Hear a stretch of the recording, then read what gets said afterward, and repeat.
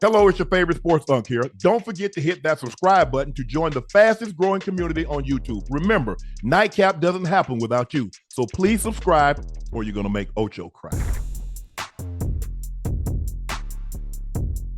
Shedeur shines in his first preseason game, 11 of 19, 103 yards passing, 2 TDs. You know Coach Prime was fired up. Time, yes, Lord. Yes, Shedeur Sanders. Oh, yeah, what now, Coach Prime? God is good.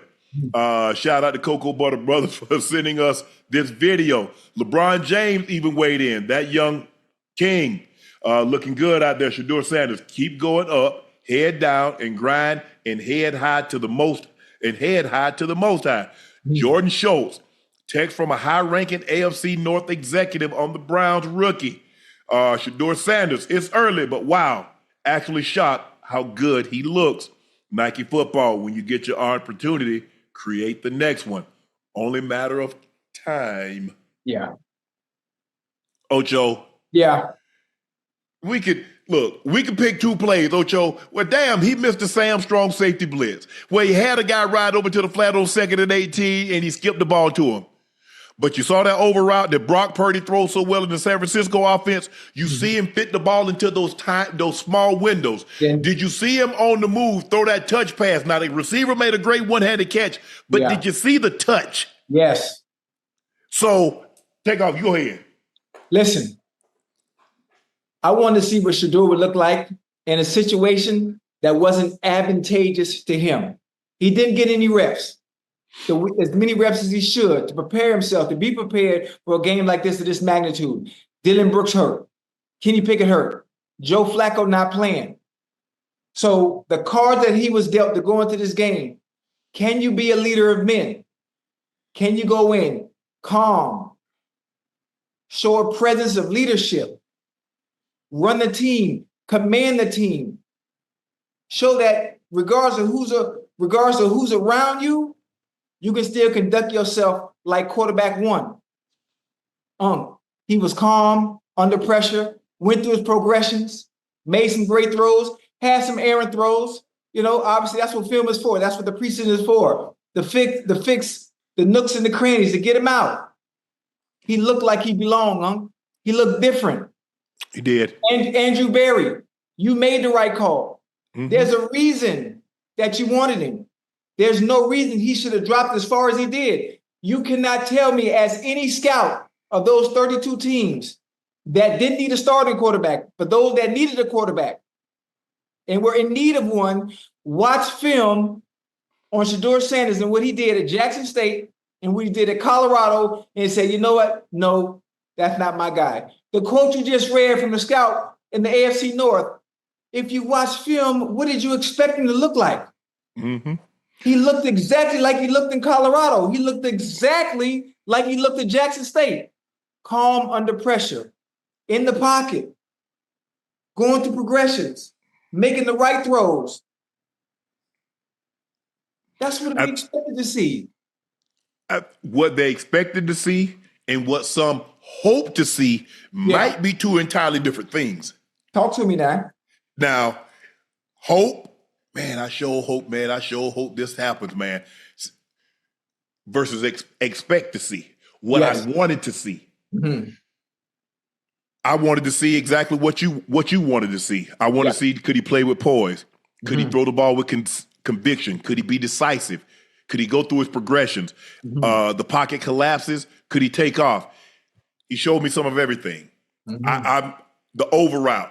Threw it on timing. Guy in his face, led him, boom, dropped it right in the bucket. He fit those balls, pressure in his face, the second touchdown. Pressure in his face, the first touchdown. The corner slumps off, the flat. The safety is hugging him. He fits it in. Gets it in, boom. On the move, the touch pass over the top. As I mentioned at the top, the receiver did make a great play. But Shedeur had a nice loft. That's not an easy throw to make. Mm-hmm. He was impressive tonight. Very. And a lot of people, they were in the chat last night. Let's see what Shedeur does. Well. Oh, hold on, You know what they're going to say now? Oh, it's the preseason. Oh, he's not playing against their starters. Oh, he's playing against the Hell, he didn't have the starters either. Well, hello? Talk I to didn't me. see Jerry Jeudy. I didn't see Njoku. I didn't see the starting offensive line. No Cedric Tillman. So this is what I have to say to those who are going to have another excuse. They're going to move the goalposts, right? They're going to move the goalposts and say, well, he wasn't going against the Panther starters. Well, obviously, if he's not going against the Panther starters, or if he doesn't have his starters as well, and what he has at his disposal and look that good with the 2s and 3s and maybe the 4s that are trying to make the team, what do you think is going to happen when he has the main characters in there around him? Right. That makes your job a little bit easier, that are a little bit better at their position than those that he's playing with tonight. What you think gonna happen? Well, they can try to move the goalpost, but I ain't trying to kick a field goal or PAT, so I'm gonna score anyway. And Shedeur Sanders scored tonight. I'm gonna give credit where it's due. 14-23, 138 yards, 2 touchdowns, no interception. He got 2 sacks. Like I said, we can nitpick a couple of things. It's a strong safety, the Sam strong safety blitz. Probably like, you know what? But it looked like he was telling the guy, bro, I need you to hook up on that. You probably not going to be able to outrun the safety. Lamar Jackson, hold on to the ball a little longer because he can outrun the safety. Josh Allen, same thing. That's not Shedeur. Shedeur is not a mobile quarterback. He's going to do the majority of his damage is going to be in the pocket, Ocho. He's Tom Brady. I'm not saying he's Tom Brady, but he has the athleticism. That's not what he's known for. Go ahead, Ocho. But this is the thing. What he lacks in athleticism and inability to get out the pocket, he has great pocket presence, huh? Being able to move and being able to not telegraph, but understand when that clock is ticking and when it's time to get up out of there. Right. He can move extremely well within the pocket without having to take sacks. What about the third down, huh? The third down when he scrambled, the D-line ran a stunt. He was able to get outside of it. You know what I like the most? He saw the stunt and took off immediately. Yes. That's what I like, Ocho. That's what I like. I don't know who's supposed to go first and who's supposed to. I don't know who's supposed to E or who's supposed to T, and I don't know who's supposed to T and who's supposed to E. But I tell you what, I'm gone. I'm gone. Yeah. Y'all. I tell you what, y'all figure it out in film study tomorrow. But in the meantime, I'm about to pick up I'm about to pick up the first down. He's played himself. He might have started after 4, but after this performance, he can't be number 4. Because here's the thing, Ocho. How? It's Mike impossible. Shanahan told us something very, very interesting. He says, you can lose your job because of injury. Because let me tell you what's going to happen. Yeah. If you get injured and you're out and a guy comes in and he's playing better than you before you got injured, it's his job now. Ask yourself, was Dillon Gabriel, before he got hurt, was he playing better than what you saw Shedeur Sanders do tonight? Kenny Pickett, ask yourself this question. Was he playing better than what Shedeur played tonight? Yeah.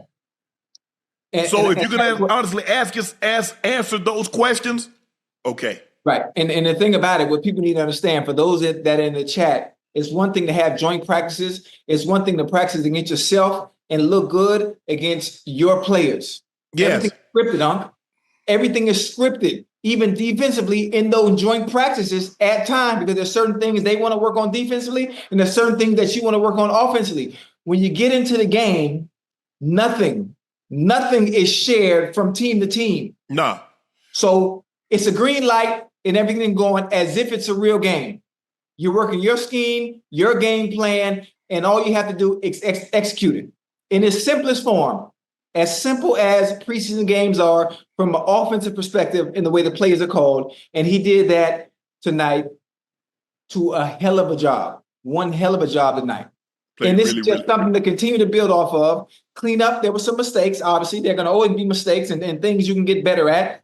Yeah. And as you continue to see different looks, you're not going to get many looks. Obviously, it's the preseason. Everything you see defensively will be very vanilla, cover 2. Sometimes you might throw in, man. Don't count the plays, Ocho. Make the plays count. Yeah. Oh, and listen, he made him count tonight, on. That's what you have to do when you're a low-round draft pick, Ocho. Me being being a low-round draft pick, Ocho, you're not going to get the plays that a high-round draft pick's going to get. No. So don't go out there thinking that. But when it's your time, shine. Yes. You got to. When it's your time, shine. And you say, I don't count time, I make time count. Well, I didn't count plays. As my brother used to say, I know you ain't get that many reps. Keep your head up. Because one day John Elway going to call for you. He going to look for you. You need to make sure you're ready. You need to make sure you're where you're supposed to be. Right. Shedeur didn't get a whole lot of reps. But when opportunity presents itself, that's what luck is. It's when preparation meets opportunity. Amundsen said some call it luck. I'm glad you just said what you just said. You just said Shedeur didn't get as many reps as he should have in practice. But he got into a game, and what did he do, Unc? Right. But the reps that he did get in practice, he made those count. Because a lot of times, I've seen it. I don't know if you've seen it, Ocho. I've seen guys, man, I ain't getting no burn, man. I can't. Right. And then when you get out there, you effing up. You fucking up. Yeah. My bad. Shedeur says, hey, these 1 or 2 reps I might get with the threes and fours. Right. I got to make these counts. This has got to be my best work of the day. Yeah. Because you know why, Ocho? It might be my only work of the day. Yeah. So if it's my only, it's got to be my best. Because this is the only time they're going to see me on tape. They see me standing behind and, hey, I'm being positive. Hey, good throw, a good catch, good run, good job offensive line, good play call, coach. But at the end of the day, I need to get an opportunity to show you what I can do. And when the opportunity presents itself, that's what luck is. Preparation meeting opportunity. Amundsen said some call it luck. Hey, listen, I'm happy for young Bull. I'm happy for young Bull. This is one of the few times, I can't think of the last time that everyone was excited about wanting to watch a Cleveland Browns game. Did you see all them people in the stands with the 12 and with the signs? Did you see all that, Ocho? A Cleveland Browns game. On the road. Cleveland don't travel like that, trust me. I was in the same division with them jokers. Yes, and guess what? We used to play them. Same. They didn't travel like that. Yeah. And they ain't got no reason to travel because they've been bad a long time. Yeah. So listen, tonight we saw a very small sample size. We saw a very small sample size of what Shedeur Sanders can look like. The fact that he played with the twos, with the threes, maybe against twos and threes. But again, for sure. I say this to say that. What happens when he's with the ones having to run that same offense? Right. And you guess what? And you go and you game plan. I'm just calling plays arbitrarily, Ocho. That's it. That's all they doing tonight. I'm not game planning because we normally game plan game 3. Right. We go back and now the coaches go back and they look at what they did last season and we script a game plan that's going to be what we think we're going to see on first down, second down, third and short, third and long, down and distance area of the field. First and goal, second and goal, third and goal. Now we're calling plays, not just to arbitrarily call plays. We're calling plays with a purpose, for a purpose. And eventually they're going to get to that. But I was impressed. Look, I understand it's the preseason. But for someone that didn't get as many reps, made the reps that he did get, he made them count in practice. And when he got his opportunity, when an opportunity presented itself, he took full advantage. Tom Brady, the opportunity presented itself. What you say, when the rubber meet the what? When the rubber meet the road, man. And so Shedeur, he should be proud of himself. Yes. Him being who he is, raised how he was raised. You're supposed to say reared. I guess you raise livestock and animals, but anyway, being raised how he was raised. He's not going to get too high, Ocho, because guess what? Even keel. You got to stay even keel. You know why? Because not only you having to deal with the noise on the outside, that's one thing. But now you got to deal with the noise on the inside, especially with the owner coming out just last week saying that wasn't my pick. That wasn't my pick. That's not who I wanted. Thank you, Mr. Haslam. How you doing, Mr. Haslam? Make sure Andrew Berry gets all the credit. Like you said, Brother Haslam, don't smile. Don't say anything start with an S. He said. Don't even say sh. The audacity. And don't you say itch. The nerve, the gall. I'm appalled. Well, I'm a David. I'm going to say it one more time. And this is for everybody in the chat. Even if you don't like Shedeur, even if you don't like him, how do you watch film, college film on Shedeur Sanders and every other quarterback that went before him and see what all of them have done and say, you know what? No, I'm a pass up with him. That's not the guy I want. Right. New Orleans Saints, Pittsburgh Steelers, I don't know what other teams that were in need of a quarterback. How do you do it? I'm just asking from a person that played the game of football and understanding. I have an eye. I played the game for a very long time at a very high level. I'm not saying I'm a scout, but I know what it's supposed to look like in situations that are not advantageous for you. I just saw a young fella win at Jackson State, turn a Colorado program around that won one game, regardless of what his record was in its totality, 23-12, whatever it may have been. I know what he can do when you got the right pieces around him. Mm-hmm. I know what he can do. He's a winner, regardless of what situation you put him in, and he showed it yet again tonight, mm-hmm. with his back up against the wall. Yeah. He just has the demeanor to be a quarterback. Nothing seems to impact him. He doesn't get too high. He doesn't get too low. He has the utmost confidence in himself, and most the good ones really do. No matter how bad, and we've seen it. No matter how bad it might be going, the really good ones, you know, if it's late in the ball game, they got a chance to beat you. Yeah. And Shedeur is in the situation where it's like doesn't make any excuses, and he always says the right thing. Listen. It's not as easy as you think to always say the right thing because you're dealing with the human element of it. Mm-hmm. The human element of it. Yeah. No matter how much you have, no matter how little you have, no matter how good you've been, no matter how bad you've been, you're dealing with the human element of it. And people have emotions. People have feelings.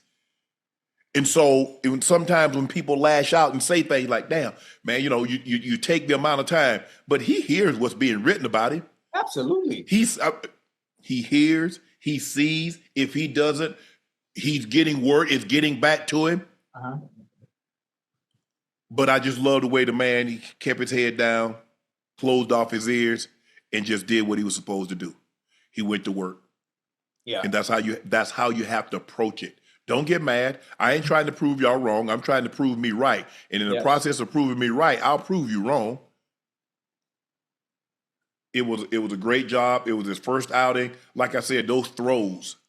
It was it wasn't so. It was the throws that he made. Ocho, go back and take a look at that overball, and we see Brock Purdy throw 3 or 4 of those a game to Ayuk. He used to hit Debo on those plays.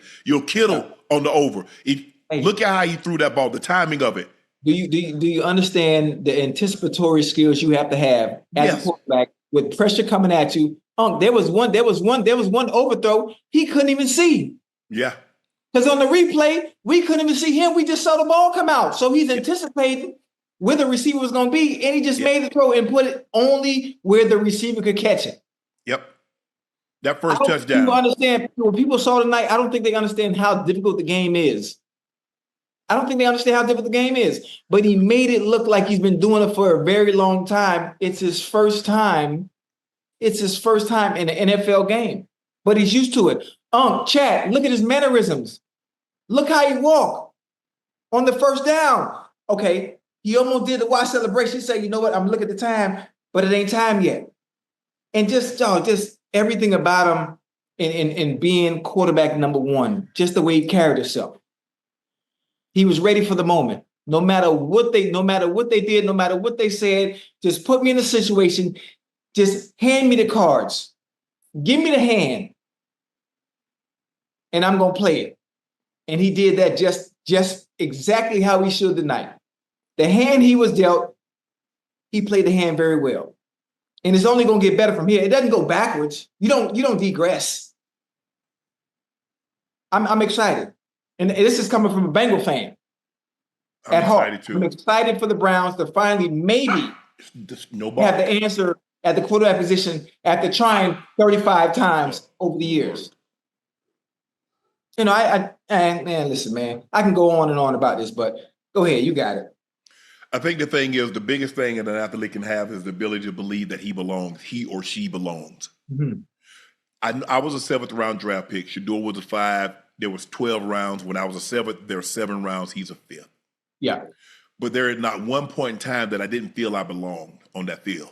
Because I saw a lot of these guys at the bowl games. I saw these guys at Combine, and I read about them. Yeah. And I remember calling my brother at the East-West Triangle. I said, these dudes not better than me. They're not better than me. I don't care what they say. Yeah. I remember going to the combine. That man, I ain't, he's like, what you think you read? I say probably 4.6, 4.7. I say, but they're not better than me. They might be faster than me, but they're not better than me.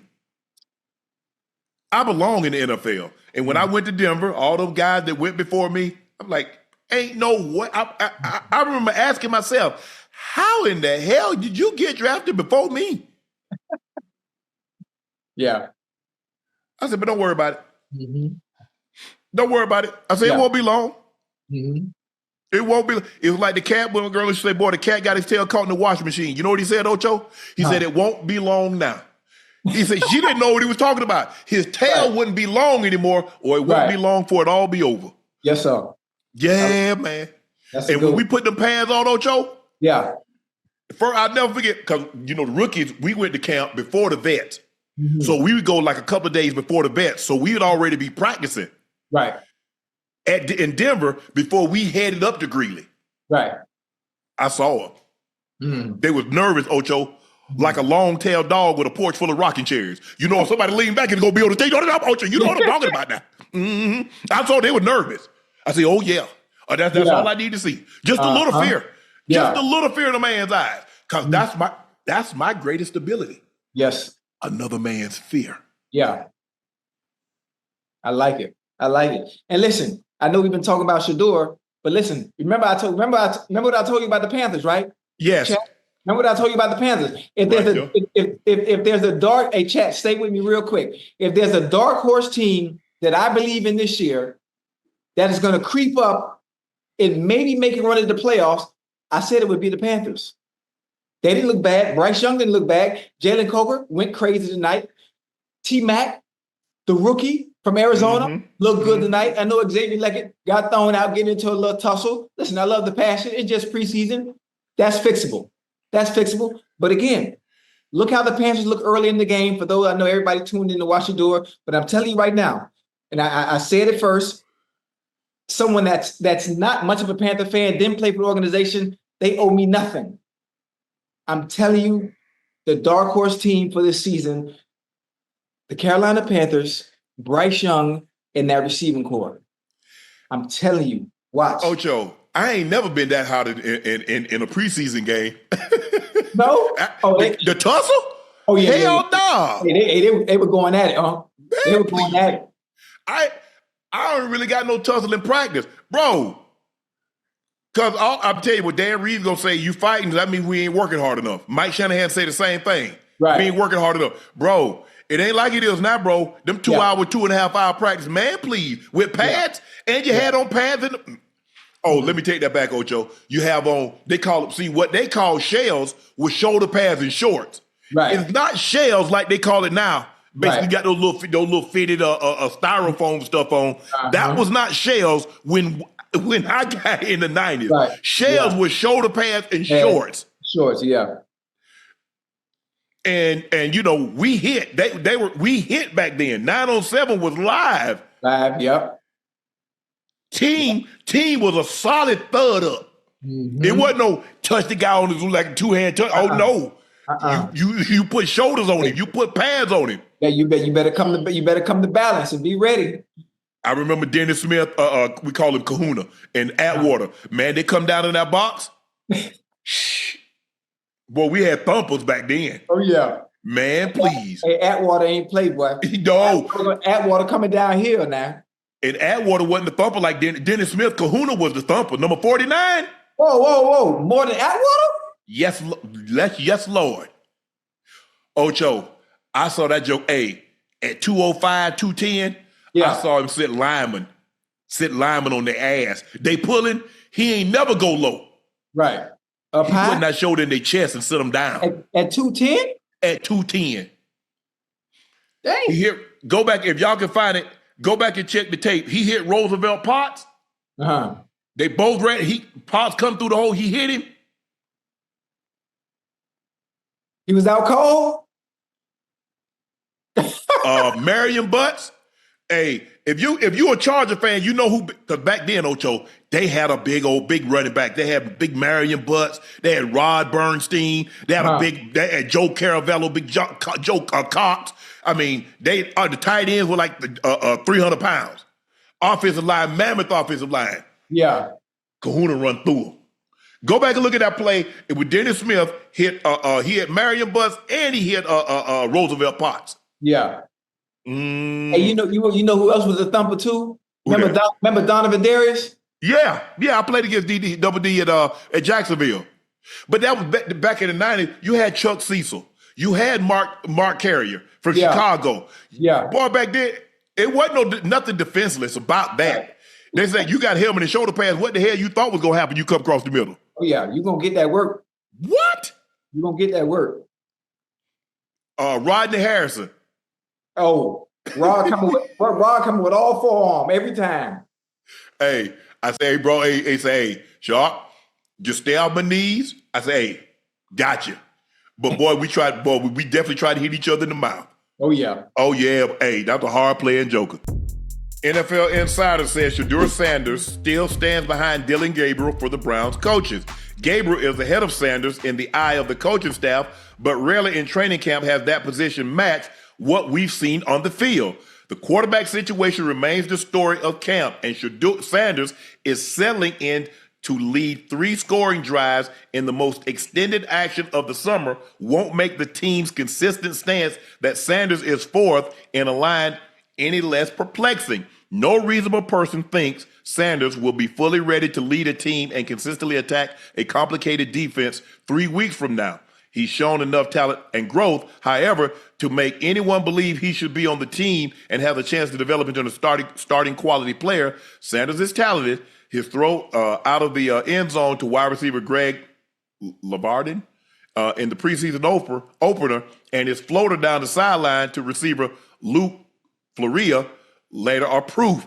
Until we see Sanders get practice reps with the number 1 offense, we can't believe the Browns view him as having much of a shot to be the number 2 when the season began.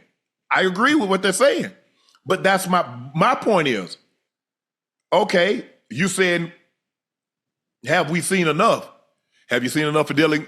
What have you seen from Dillon Gabriel to make you think he can be number 2?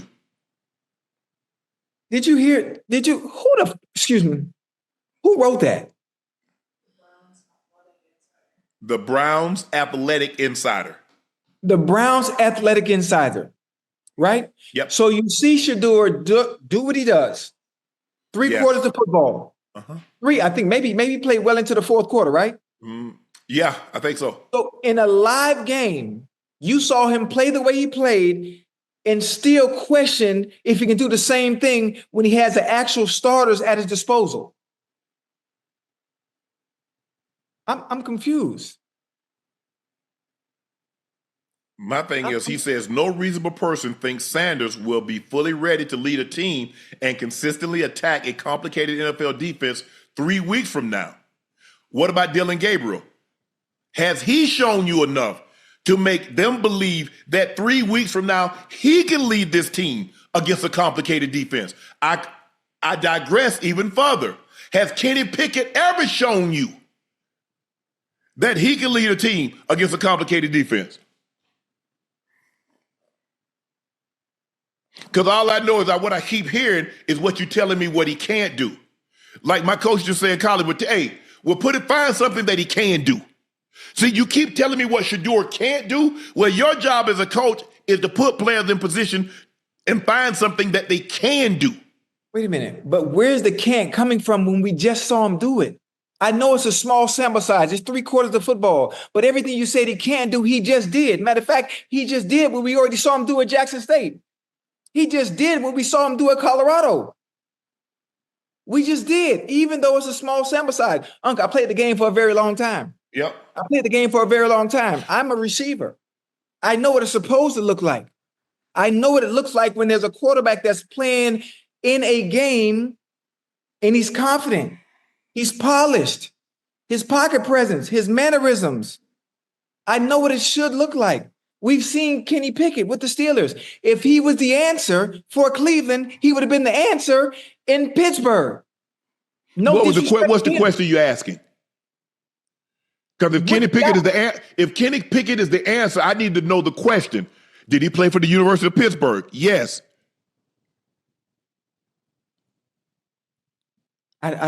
You know what? I don't know what more. I don't know what more. Listen, when you fill out your resume, right?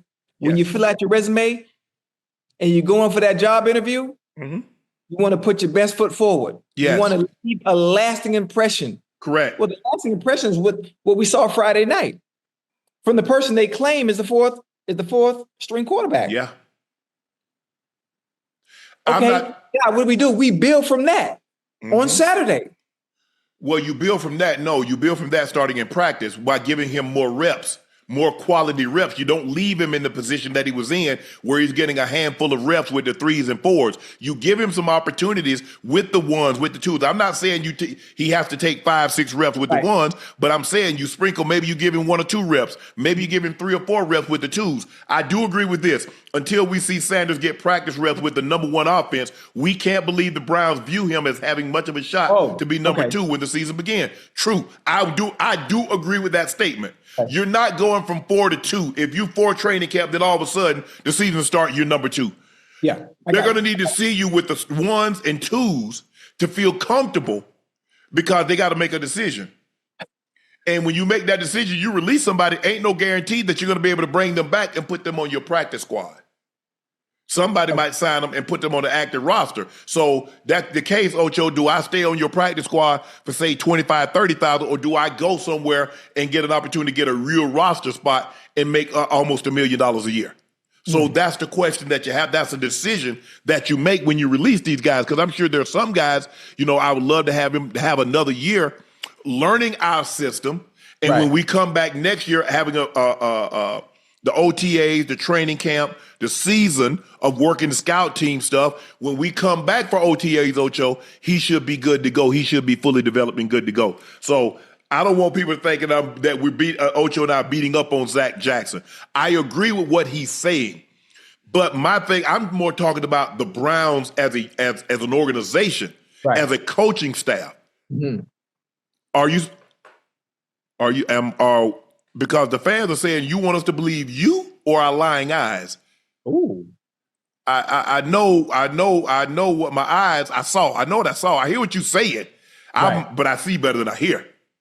Come on now. Y'all keep telling us Dillon Gabriel, but we have yet to see him. Now, everything that I see is that, she's not better than Shedeur. For most of the articles that I've been reading, and hey, people can write whatever they want to write, so I don't want to put too much emphasis, but I haven't read a whole lot where they said that Dillon Gabriel is better, has played better, or is playing better than Shedeur. What did I tell you, Unc? What did I tell you not too long ago? Yeah.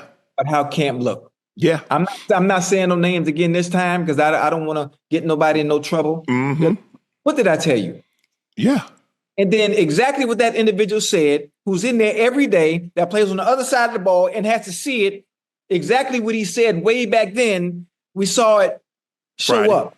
The fact that he's not getting first team reps with the 1s and the 2s and still went out there and looked the way he did, what does that tell you? He getting marginal reps to begin with. Damn the 1s and 2s, Ocho. He barely getting reps at all.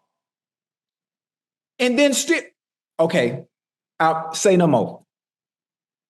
Again, say no more. So you're not doing him justice in practice, but still showed up in the game and looked the par and looked like that. What does that say?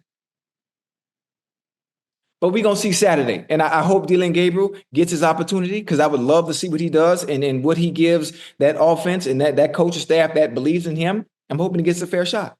I'm hoping he does. I would love to see it.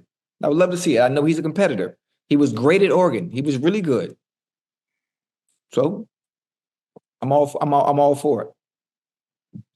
Yeah, let the guy it's like when you in that situation, the guy flashes. Normally when guys flashes in camp, Ocho, you and I both played the NFL for a long time. We both played at a high level. Yes, sir. Every team that I've been on, when a guy flashes in practice, a guy flashes in the game, he gets to move up and he gets meaningful reps, more meaningful reps, meaning he's no longer on the 3rd or 4th. They'll sneak some reps in with the 2s. Maybe they'll give him 1 or 2 shots with the 1s. That's normally how it works. they're not so set in their ways that it's like, oh, we just see this guy as, it's kind of like TD. I give you a prime example. TD was a guy. TD was a 6th-round draft pick. TD was probably like the 5th or the 6th running back. But every day he made that play on kickoff, and every day you saw TD get a little better. He gave him a little bit more reps. And so all of a sudden he'd go from 6 to 5, from 5 to 4, 4 to 2. After the first game of the season, TD won. Yeah. Normally that's how it plays out. Guys show you in the game, because when guys flash in practice, Ocho, you're thinking to yourself, I wonder if he do that in the game. Hell, coach, put his ass in the game. Let's see what he could do. Right. That's normally how it happened. Wade Phillips, our defensive coordinator, that's how I got in the game. He said, Dan, put his ass in the game. Let's see if they can cover him, because we can't. Dan's like, okay. They put my ass in the game. Yeah. Well, Shedeur, I think Shedeur showed you something that he deserving. I'm not saying you need to implement him as the starter, the number one, Ocho. We didn't say that. That's not what we're saying. But I think he's shown you enough Friday that says, you know what, we might need to give him some more quality reps with guys that's going to be playing on Sunday. And let's see him facing the number one defense, Myles Garrett, those guys over there. But let's give him Jerry Jeudy. Let's give him Njoku. Let's see if he can replicate some of that, what he did on Friday, with the ones today. Yeah. That's all we're saying. And can I say one more thing? Go ahead. One thing. If you can do what he did without getting the practice reps in a game, without the number ones around him, things only get easier when you have the ones at your disposal that are better at the position. Cedric Tillman, Njoku, Jerry Jeudy. It only becomes easier, Unc. It doesn't get more difficult. Now, once you're playing against a team that schemes for you and disguises and does all the stuff, with the game planning for you, okay, that's different. Then you just have to process a little bit faster. Yeah. That's all. But everything is vanilla. They line up and they just go. That's exactly how it is. But Ocho, you get better at something by doing said thing. Yes.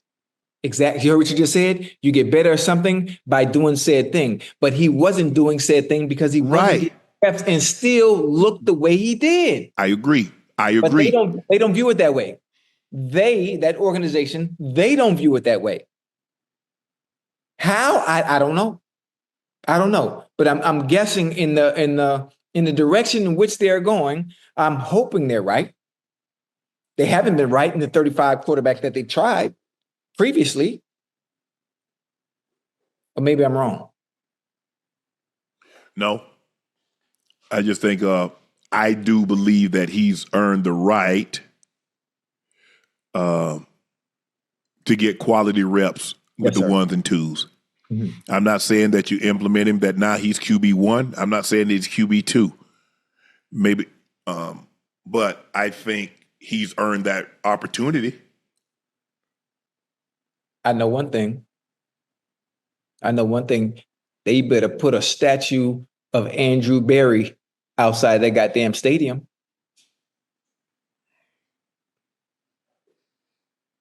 Tell you that. I listen, I can already foresee how it's going to go. I already know how it's going to go. I can already see it. They're going to continue to play, put everybody in front of them, continue to play, and then when his opportunity presents itself, like it did because of injury, he looked a certain way. You can't deny it. No. You can't deny it. No matter what you try to do, you can't deny it. You can't. Ocho, and Cleveland doing this, sometimes a man can make his destiny on the very road he took to avoid it. Sometimes they might even have their quarterback, even though they tried to avoid giving him the opportunity. Come on now.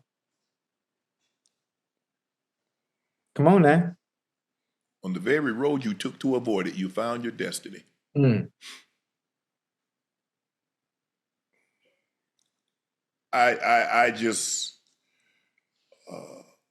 I'm not saying I'm general manager. I'm not saying I'm a player personnel director.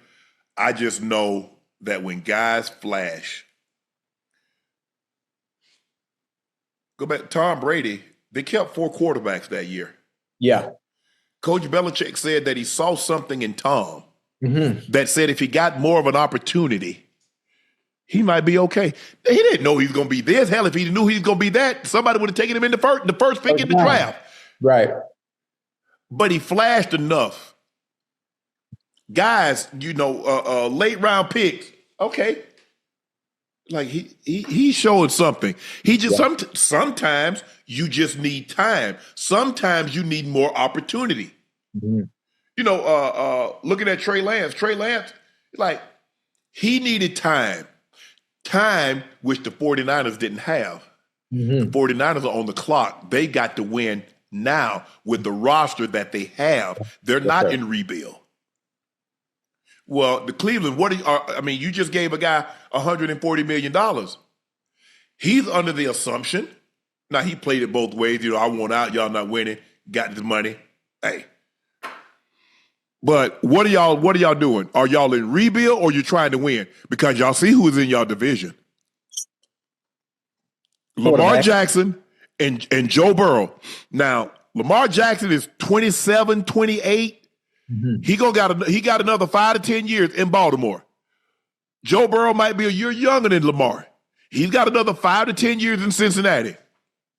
Well, while y'all playing musical chairs with quarterbacks, they've identified their guy, and he's going to be there for almost a decade. Mm-hmm. You're not beating a team that has an established quarterback playing musical chairs with quarterbacks. Mm-mm. No. Not at all. Not at all. Listen, I mean, it's exciting. It's exciting. And listen, even as a Bengal fan, as a Bengal player at heart, it's enjoyable to be talking about the Browns. It's enjoyable, huh? It's exciting.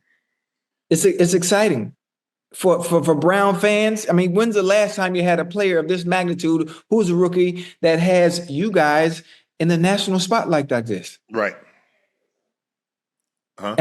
At all times. Basically, yeah, you got to go back to Johnny Football. Oh, hey, Johnny was special, boy. Yeah. When out of Texas A&M, Johnny was special, boy. Yeah. He was special. So it's we'll see. It'll be interesting to see when they go out to practice today. Today. Tomorrow, what comes back? What type of reps did Shedeur get? Did he get reps with the ones? Did he get a rep or two with the ones? Did he get anything with the twos? Right. Or was he back relegated to being the fourth quarterback and getting one rep with the fours, or no reps, or just getting side work? That's going to be that's going to tell us, Ocho. Yeah. Because what they talking and what's actually happening, we'll find out. Yeah. We'll find out. And we'll see how they play this thing out on Saturday when they play the game. Whew, New Orleans. Boy, y'all in heap of trouble. Spencer Rattler. So if you just take that R and put a D. Yeah. That's what Saints fans. That's what y'all got to look forward to. And the preseason opener, despite throwing a pick six, rookie Tyler Shook comes off the bench and outplays Rattler.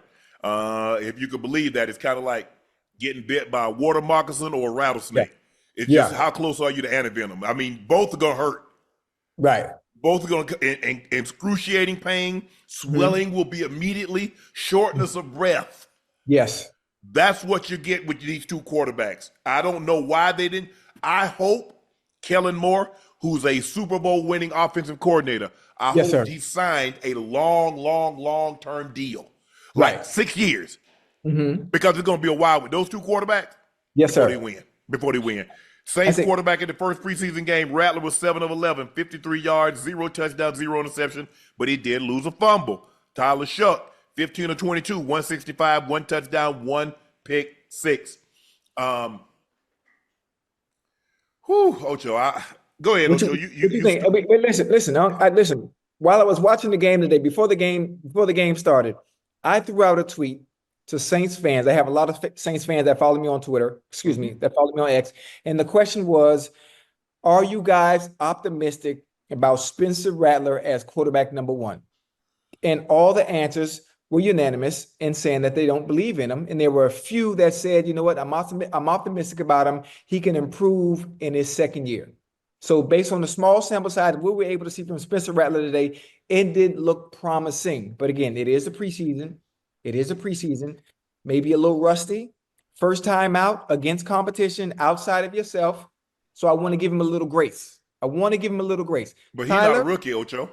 Yeah, I know what you mean, Unc. He started real games last year. I would expect him to look a little better the second time around in a vanilla type game plan than a rookie. Than say Jackson Dart, say Shedeur Sanders, say some of these, even Shook. Yes. Okay, if Shook's going to struggle, okay, I get that. He's a rookie, first time playing in the NFL. Not a guy that started games in the NFL to play that. Yeah, I mean, listen, it looked rough, but last year, watching Spencer Rattler, he played bad at times, but at times he showed flashes of what he can do. What we have to find, that happy medium, that keel of balance, of consistency, where it doesn't drop below the bar. The standard has to be the standard of consistency. He hasn't found that yet. Obviously, I'm not going to panic. I'm not saying I'm a Saints fan, but just for his sake, I think quarterback number one is Spencer Rattler. I don't see a rookie beating him out. Obviously, it looked good. Tyler, how do you pronounce his last name? Shook. Tyler Shook. Obviously, probably going against the 3s and the 4. Once he did get into the game, you would look a certain way. You would look a little better in that manner. But I think Spencer Rattler is the answer for them. And it's unfortunate. But again, it's a small sample size. I wouldn't panic right now, being that everything is so vanilla. But the fact that it is vanilla, you should look to par. You should look to par with it being your second year. Yeah. Second year, yeah. I think the thing was for me, Spencer Rattler's style of play will eventually get him cut and a coach fired. How? That's what happens when you're not consistent at that position. Yeah. Because that position gets coaches fired quicker than anything, get general managers terminated quicker than anything. Now, they felt comfortable enough. They're like, okay, we're going to wait till I think they got shook in the second or third round. They're like, we like Spencer Rattler. They like him. Right. He was a highly sought after guy, went to the University of Oklahoma, and then Caleb Williams came. He transfers, goes to the University of South Carolina. So he has some arm talent. But he's just a little inconsistent for my taste. And it's hard to win when you don't get consistency out of that position. Because eventually it will get him cut and it'll get the coach fired. Yeah. Because Richard Smith used to tell us all the time. He says that type of play will get you cut and get me fired. Right. Yeah. I can't get any better because all I can do is just give you what you should be doing. It's incumbent upon you. He's kind of, loose with the ball. Is easily knocked out of his hands. He turns it over. But this is what the Saints, what happened is that when you have quarterbacks like Breeze and you have quarterbacks like Manning and you have quarterbacks like Brady, you don't want to waste a guy. So you're picking guys in the 4th or 5th round and you're letting them sit with no chance of getting, not doing anything. Right. And so when those guys move on, now you got to rush. They tried Jameis. Jameis tears his knee. They tried Taysom Hill, but I never thought Taysom Hill was a quarterback. He was very good in the role that he was in as a jack. He'll play a little quarterback. He'll a little fullback. He can play some tight end. He's good on special teams. He's a jack, do a multitude of things. Yeah. But I didn't think he was a specialist or a great quarterback. So I never thought that experiment was going to work. I think Jameis could have been good, but Jameis tore his knee. And then they kind of moved on from Jameis. The way I look at it, I think defensively they might be a little, better. They're starting to get a little older. Honey Badger retired. Cam Jordan, I think he's going into his 15th season. He was in that 2011 class with Von Miller and J.J. Watt, all those guys. Yeah. But in that division, you got to get better because Tampa's gotten better. I think Atlanta's gotten better. Yeah, they have. And so I just don't believe that the quarterback that the Saints want or need that can get them to where they want to be, a consistent team, a team that wins consistently, that can get to the playoffs and maybe win a game or two in the playoffs. I don't believe that quarterback is on their roster. No, I don't think so either. I think for the sake of Spencer Rattler, I think the fact that he has Alvin Kamara to take some of the pressure off of him. You have Rashid Shaheed. You have Chris Olave. I'm not sure who the number 3 will be there, obviously, but I think his job will be a little easier because of the talent he has around him. Chris Olave is a very, very good receiver. Rashid Shaheed is a burner. He's a very, very good receiver. Now, it's going to be up to Kellen Moore to put those players in positions to be able to make sure Spencer Rattler doesn't get him fired, There's one thing you can do is when you have a quarterback as bad as him, based on their play, you have to find a way to hide their weakness. You have to find a way to hide their weaknesses, and it's easy to do when you have players of that magnitude. Alvin Kamara is still one of the best in the NFL. I'm just not going to let Kamara beat me. I'm going to make Spencer Rattler throw the football. Okay, well, but listen, that's the thing. If you're going to go into a game saying, you know what, I'm going to make Spencer Rattler beat me, I like his chances with Chris Olave and Rashid Shaheed. I like it. I like it. What was their record last year? Oh, shit. Oh, but, hey, you know who the number 3 is? Who? Brandon Cooks. Yeah. Come on now. I don't think he's not the Brandon Cook that was first in New Orleans or the Brandon Cooks that was in New England or even the Brandon Cooks that was at the Rams. I mean, Ocho, damn, he's been like 4 teams in the last 4 years. Yeah, I mean, listen, he can still run. He can still run. He can still get deep. He can still do his thing in the slot. I hate using the word serviceable, but you can put him in position to make plays. Right. That's it. I know. What was their record last year? The Saints. I mean, the offensive line, how good is the offensive line going to be to be able to protect him? Right. I mean, they gave up 5 sacks today. They were 5-12 last year, Ocho. Ooh, that's tough. Hey, look, everybody's running vanilla offense, vanilla defense, vanilla special teams, and nobody's showing anything. Nobody's trying to put anything on tape that's going to be extraordinary. Right. Spencer Rattler, having played, I just expect it's kind of like a second-year guy. A second-year guy makes mistakes. The coaches are going to be harder on him because he's already gone through this the previous year. Bro, you've already – and Spencer Rattler played in real games. Sometimes, Ocho, guys get on the practice squad. They don't get off that, and then they come back and have to go through the thing again. But Spencer Rattler has been in meaningful ball games. He's actually played in a regular season and played in regular season games. So I would expect him to look a little sharper than what he did. Now, he was only – he only threw 7 passes, and so he's probably only in there 14, 15 plays. The question is long-term, because that's what we're getting down to. Is it the answer long-term? No. No. Baker Mayfield is Tampa's long-term solution. Atlanta believe Penix Jr. is their long-term solution. Carolina believes Bryce Young is their long-term solution. The question is now, based on what they did, now maybe they believe Shuck is going to be able to come in and unseat Spencer Rattler and be their long-term solution. But in order to win at this level, in today's game, you got to got a quarterback. Because you know why, Ocho? Because he's the one position that you cannot hide. Yeah. If I got a weak corner, I roll coverage. Yeah. If I got a weak safety, I put his ass down in the box. I keep him out of the hole. Okay, if I got an offensive lineman, I'll slide protection. I'll chip the back. I'll say, hey, you make sure you chip your way out. Right. So I can find ways to protect a weakness if it's something other than the quarterback. Yeah. You can't hide the guy that has the ball every single time. Yeah, you're right, but I like that you said that. For some reason, I'm thinking from an offensive perspective, thinking as myself as a receiver. Yeah. And the quality of receivers they have, in New Orleans, I'm thinking Chris Olave, Rashid Shaheed, Brandon Cooks, they're so good. I can't remember the tight end's name. He's a very good serviceable tight end as well. I can't remember his last name, but I'm thinking that they can be put in positions to be able to hide the weakness that Spencer Rattler may have, whatever it may be. That's what I'm thinking. That's my thought process. And as an offensive coordinator, whoever the offensive coordinator is, I'm not Kellen sure. Moore, the head coach. Remember, he's the offensive coordinator for Philly. He's calling the plays too? Yeah. Oh, man, listen. I don't want to lose my job. So what do I need to do? I need to use those around me. I need to use those weapons. Right. Put them in advantageous positions because my quarterback is not as good as I'd like. Right.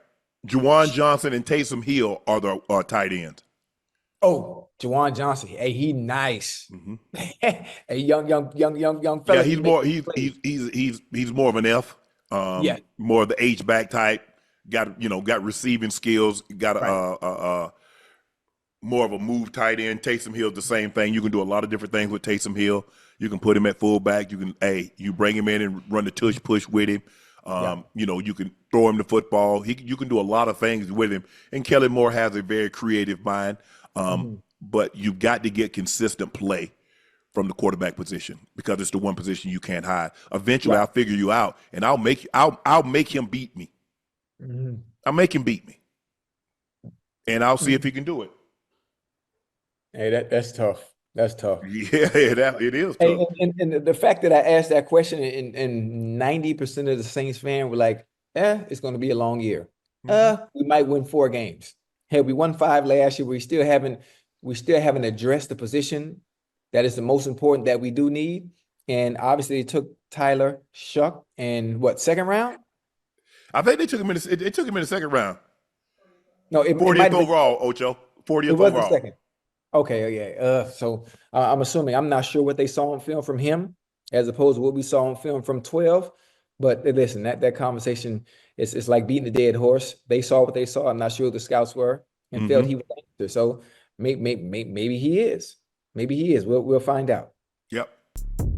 Okay, we saw the debut today. Travis Hunter, Ocho, saw action on both sides of the football in his preseason debut, the Jags versus the Steelers.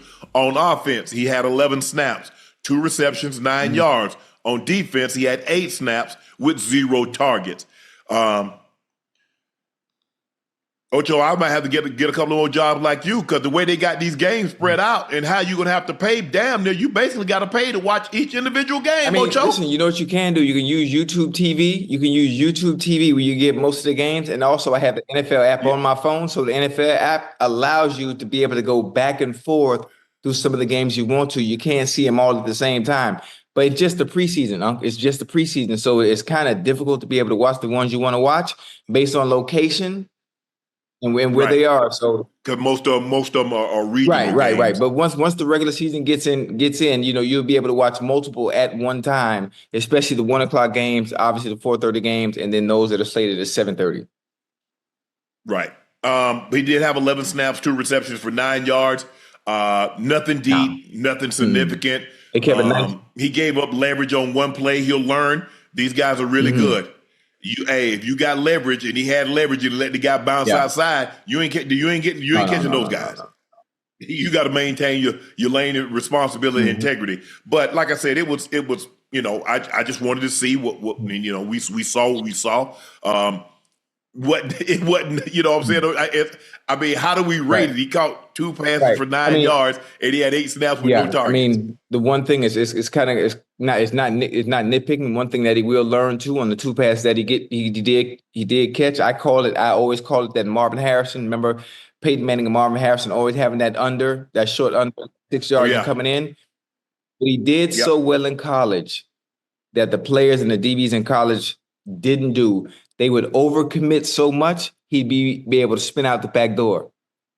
But now that you're at the next level, they don't overcommit. They come to balance right away and they make the tackle.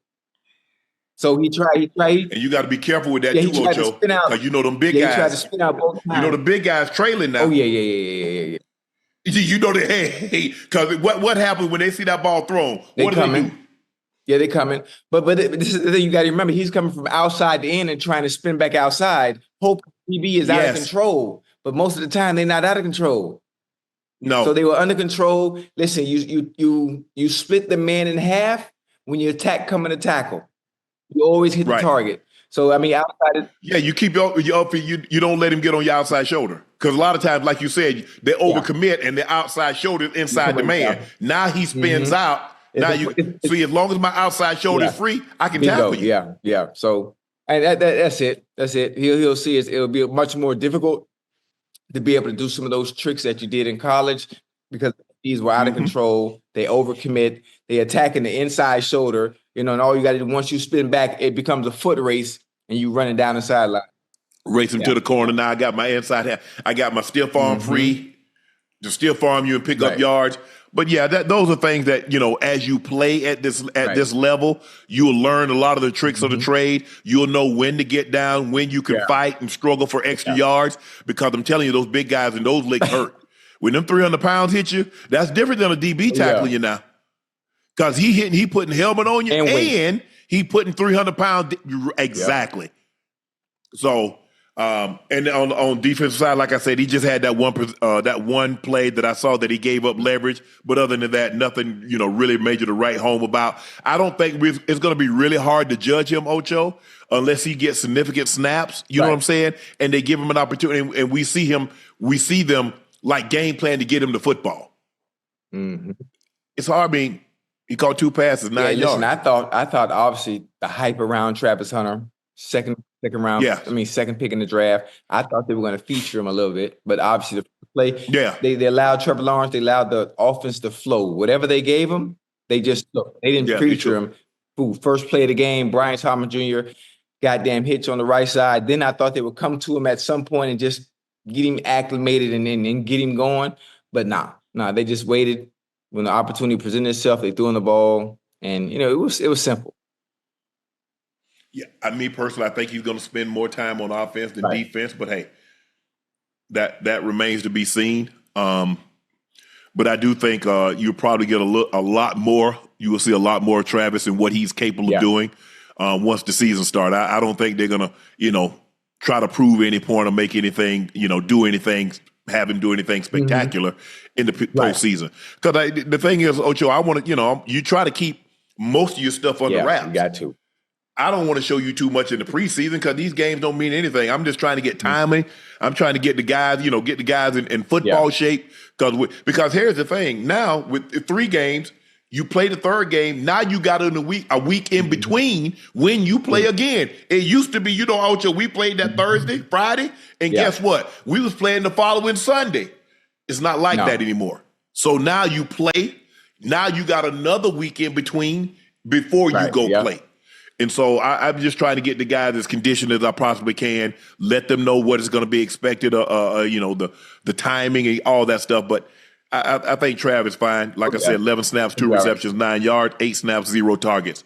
He got 19 snaps, which is probably about what you would think if he was just a rookie playing on one side of the ball. That's probably what you thought he would get, about 19 snaps. Yeah. I'm excited for him, man. I'm excited. But the most outstanding thing in the game happened when Jaguars kicker Cam Little nailed a 70-yard field goal as the first half expired in Jacksonville's preseason opener against the Steelers. That would have broken the NFL record had it been the regular season. Justin Tucker kicked a 66-yard field goal to beat the Lions September 26, 2021 at Ford Field. Now, it's a lot different. It's a lot different kicking outside than it is inside because you got controlled conditions. You don't have to worry about wind. You don't have to worry about rain. You don't have to worry about anything. That field goal that this gentleman kicked looked like it had been good for him about 72 because he boomed it. He did. He boomed it, though. He boomed it. And look, I don't care. I know it's preseason. It doesn't count. Well, you go out there to the high school field and kick a 70-yard. It's very difficult. I don't think people understand how far that is. Even for those who are professionals, you have to understand being able to kick it from that far. One, most people do have the leg, but the problem is it's not about having a leg and it's about having the accuracy to be able to kick from that far. You have to understand the uprights have been changed, Unc. They're a lot more narrow than they used to be. So for the room for error, when kicking, most of the time the ball, depending on if you have the consistency, yes, that you have the consistency in your follow through. You can't swing to the left, or you can't leave your leg open and it'll go wide right. Everything has to be perfect. That finish, that follow. Especially when you're kicking it that far. Because if anything is off, you kicking that far, it ain't going. It's weighing on you. Wasted one way or the time. other. And the funny thing about it is, most people say, well, it is the preseason. There's no pressure as well in this kick. There's no pressure. Mm-hmm. The circumstance that you're in. It's preseason. You know what? We're gonna allow you to kick. Will they allow him to kick from 70, maybe in a regular season game where it actually counts? Probably not. Because if you think about it, Ocho, miss, you got to understand the team is already in. Steelers didn't even put anybody back. That was my point. They didn't even put anybody back there. Right. So they're like, hey, don't even worry about it. Because that's the thing. That is the thing. What you're saying is that they normally have a guy back there, and if you miss it, you got really only two guys, maybe your wings, that can tackle. Yep. They're normally linebackers or tight ends. So those are you only really got two guys that can tackle. You got offensive linemen, mainly offensive linemen. Now, you might have a defensive lineman on there, Ocho, but he ain't tackling in space. No. And the kicker, what's the likelihood of the kicker or the holder getting somebody down? Because we saw it on the kick 6, Auburn versus Alabama. We've seen Antonio Cromartie run those things back. We've seen Devin Hester run it back. I think OBJ ran one back in college. So when you put people in situations that they're not used to being in, which is offensive linemen having to tackle, kickers and punters having to tackle, especially with that kind of space. Now, if you get him hemmed up on the sideline, you can try to push him out of bounds. But that guy done got a head of steam. And, they're taught, and linemen don't really know how to get lanes, Ocho, because, they following each other. They following right behind one another. Bro, spread their ass out. We got lanes now that you have to get in.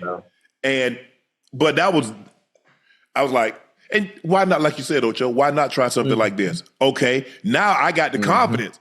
Because if it's a late in the ball game, instead of trying to Hail Mary, I might let the kicker come out there and try it. Either to tie a game or to win a game.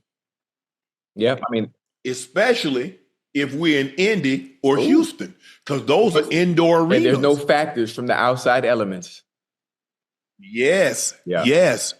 So congratulations. It does not count towards the record, but now I got the leg. The coach knows you have the leg. Hey, you know who? Because you got to think, Ocho, that's a kickoff. Oh yeah, absolutely. He does a kickoff. Hold on, wait a minute now. You do know your co-host can kick just as far, right? No, you never kick that far. Hold on, time out. There's visual evidence. There's video evidence. I don't know, Ash is there. You have a great team of people that can pull things up. No, she on vacation. Oh, for real? Ash, can you please show Unc me kicking from 60, 65 yards, please, and having even more room to go once it goes through? I think I might have been with during this time. I might have been with Bleacher Report. We were doing something. It's online, Unc. No. I'm talking about in the game. Now, if you kick, I saw you make a PAT in the game. 65 yards in the game, or just doing it, in the park, practicing. It's still. So a guy catching the ball in the Turkey Bowl is the same as kicking the ball in the NFL. Well, we're not talking about a guy. We're talking. You're actually referring to an actual player who plays, in the NFL or played. Right. Many years ago. But I still can. Mentally, I know what to do. Now, the body might not react the way it should. Yeah, I know. I know what to do. I know how to run. I know how to swing my arms and put one leg in front of the other. But doing it is something entirely different. But I was just trying to give you a small example that your co-host can kick 65, 70 yards as well. No, maybe once upon a time my co-host can kick 65, 70 yards. You have to realize, Unc, I play soccer every weekend, Unc. I'm part of a soccer league here in Miami out here. Let me ask you a question. You think Messi leg speed is the same as it was, say, 15 years ago? No, his speed, easy. Like being able to break out and get away from people. No. I said his leg speed. Oh, no, absolutely not. No. Why not? Because he's much older now. Oh, okay. Thank you very much. We can move along. Cam Ward NFL preseason debut tonight in Tampa. 5 of 8 completions, all completions coming on the second drive, 67 yards passing, an 89.1 rating, led a 65-yard touchdown drive. Ocho, the limited action that you saw, you like what you saw? Absolutely. The funny thing about it is, you know what, is these players are NFL ready. Some rookies that I saw today are so poised in the pocket. Most of the time they get happy feet when pressure is put upon them, but they look like they've been playing for 10 plus years. They look like veterans. The pocket presence, the relaxedness under duress. Cam Ward showed it. Jackson Dart showed it as well. Obviously, we saw Shedeur last night, who also played with that same calmness and poise, and you can see the leadership qualities in the way they carry themselves as quarterbacks. And Cam, small sample size that we were able to see tonight. He didn't play much, but you can tell he's sharp. You can tell he's been coached well, not just here at the NFL level where he's at now, because it doesn't just happen that fast. It's not that fast of a turnaround to look that comfortable, like you know what you're doing. So he was coached very well, obviously, when he was at UM, and so it's carried over into the NFL. And I'm excited for Tennessee Titan fans, and what they had with the number 1 pick. I just don't like the fact that he's been overshadowed since his pick because everyone else has been talked about. This is the least talked about number 1 pick, I think maybe, ever. Huh? You were the number 1 pick. So it seemed like he's went under the radar. No one said anything about him when most of the pressure is on a number 1 pick to perform because you're going to the team that was the worst last year. Like you said, I can fly under the radar. The difference is now, Ocho, these guys come in, they've been coached by throwing coaches since they were in high school, their freshman year. So they're not like the guys that came in 25 years ago. They were just coming to the NFL and then, you hire a coach right before you getting ready to go, to the combine, and then you work with him up until your pro day, and that's it. These guys have these guys all the time. It's just like basketball players. They got shooting coaches and they got trainers now in college. So they have an upper hand. That's why they're so, when you find a guy that's ready, he's really ready to play. Yes. These receivers, they work with guys. So when you find a guy that's ready, he's really, really ready. And so guys are not coming in like you, I came in. Guys would go down there for like maybe 6 weeks and work with a speed coach. But these guys got professionals basically training them.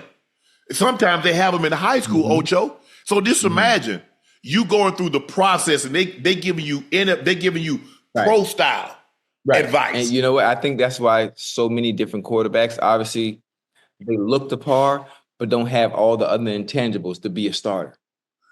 They looked the part, but Cam Ward, not only did he look the part, but he had everything else. He had all the other qualities that make him the number 1 pick. Obviously, Shedeur falling to the 5th round. Not only did he look the part, but he has all the other intangibles that made him a top pick, despite him falling to the 5th round. Right. They polished. They're polished. That's all it is. You're a rookie who's been prepared for the NFL level, so you look the par once you're in a structured environment in a real live game. God damn, how the hell are you dropping back so goddamn calm? Everybody rushing, trying to knock his head off, and he's sitting there chilling, progression, 1, 2, 3. Okay, 3's not there. Let me shoot back to 1. If 1 ain't there, I'm either throw it out of bounds or I'm gonna tuck it and run. Nah, hell nah. You better not. If you go 1, 2, 3 and try to go back to 1, they're gonna hit you. Put this helmet right up under your chin. You better take that check down. Hey, 1, 2, 3, check down. 1, 2, 3, throw it out of bounds. Or take off with it. And I think, Ocho, that's what we're seeing. If you look at these quarterbacks, it used to be a quarterback throwing for 20 touchdowns in a season was like, oh my gosh, he really did. Man, this guy's throwing for 25, 30 touchdowns. Easy. Look, and I understand the rules have a lot to do with that. The way they protect the quarterback, the way they protect the receiver, the way they throw the football now is more conducive for quarterback having better stats. But I do think these guys are a little bit more advanced. than when the older guys, the Montanas and the Elways and the Marinos, when they came out. I'm not saying they're better, but they're coached more. Yeah. And so John probably never, I don't know if Danny or John, to be interesting. Man, you had a pro coach, you had a Tom House, or you have what's Carson Palmer's brother name? Jordan. Hey, Jordan Palmer's real deal. Did you have a Jordan Palmer? Did you have a George Whitfield? Did you have any of those guys to help you? All these quarterbacks, they have those. Offensive linemen, they're working out with offensive line coaches. They're working out with former great NFL linemen. So they're a little bit more advanced than say the guys, even if you want to say 10 years ago, 15 years ago, definitely when you start going back 20, 30 years ago, they're more advanced, just like the guys that are coming out in basketball. You see how, and even baseball, these guys, fathers played, and so they got, hitting coaches, they got pitching coaches, they're looking at biomechanics, and they look at all. Man, the funny thing about it is you think about the time change and technology is advanced and everything evolves, they have better resources. They got unlimited resources. Absolutely. To get better at said position, whatever it may be, whatever their respective craft may be, to hone that skill set. So when they do make it to the highest level, they look the par. Right. Now, it's one thing to look the par. Everybody, the it factor can get you in the door, but you got to have all the other stuff that comes with it to excel. Yeah, I totally agree. But I thought Cam Ward played really well, especially that second drive. You got the ball to Calvin Ridley. Ridley, hey, that's somebody he can lean heavily on because he's one of the premier route runners, and he started to look like Calvin Ridley again. Because you remember that last year that he really played in Atlanta. Hey, he was cutting. He was cutting. He was doing it. He was really doing it. On the other side of the ball, rookie Shedeur Sanders delivered multiple big hits, including one on Brandon Allen on a blitz. First-round draft pick Emeka Ibuka also showed off his physical attributes, leaping 21-yard grab, backup quarterback Kyle Trask. Shedeur's played really well. I've seen footage of him in camp. He did a great job of in the one-on-one period against the tight ends. Did a great job. Saw the route? I saw it. He's on it. He was on it. Because you have to understand, he started out at the corner. So he does have corner instinct. I thought he was always a safety. Yeah, he started out as a corner and then moved to safety. But when I thought he played well. We know he's a thumper. He's looking to get downhill and put big hits on you. Yeah, but I thought and I think it's going to be interesting, Ocho. How many special teams can he play? Because that's going to be the key. He's not a start. Now he could be working his way into the starting lineup, but as of right now, I don't think he's a starter. So now, what other ways can you contribute? He'll be on special teams, whether it be field goal block, whether it be we be kickoff. Punt return. Can you be a jammer? Can you be a gunner? Yeah. Mm-hmm. Can you be on the front line? Can you be a L 1, 2, 3, 4, 5 on the front line? He's gonna be on kickoff, obviously. Yeah. Hey, is it me or does it seem like kickoff is much easier as opposed to how it was during our day? Where you had the wedge buster, you had the ball. They don't really want those type of collisions. Right. So they don't. So if you see, they're not letting you get that kind of running start. Yeah. It's different. It's not. I think Hester said he'd have probably more return touchdowns had they had it in like that. So it's been interesting to see what would have happened. But the advancements, I don't have a problem with it, Ocho. Sometimes man, it's different. It's very different. It's very different.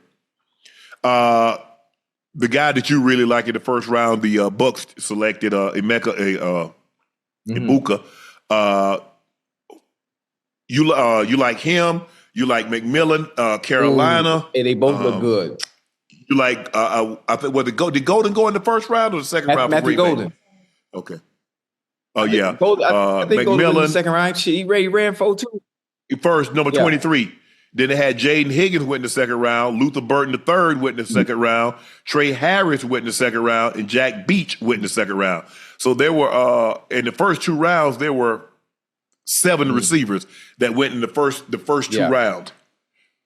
Who do you expect to have the biggest impact? Probably, honestly, out of everyone you just named, I know Matthew Golden is good. He's phenomenal. Obviously, they do have Dubs. They have Jaden Reed, so I don't think he will get the number of targets necessary to be able to showcase Reed, Dobbs, Watson. It's so many of them over there. I think he will contribute, but I really believe T-Mac, McMillan over there with the Panther, you know, and with what he's able to do and what he showed, very small sample size. Honestly, it's been one preseason game, but again, I've been high on the Panthers. I think T-Mac is going to be the one to showcase his ability and what he can do. It's a mismatch every time they leave him one-on-one. He's very tall. He can run after the catch, and his obviously 50-50 ball turn into 80-20 when it is him. So I'm excited for him. He's the one I'm highest on, and hoping that not just him, but collectively as a group, offensively as a receiving core, I think they make the difference in Bryce Young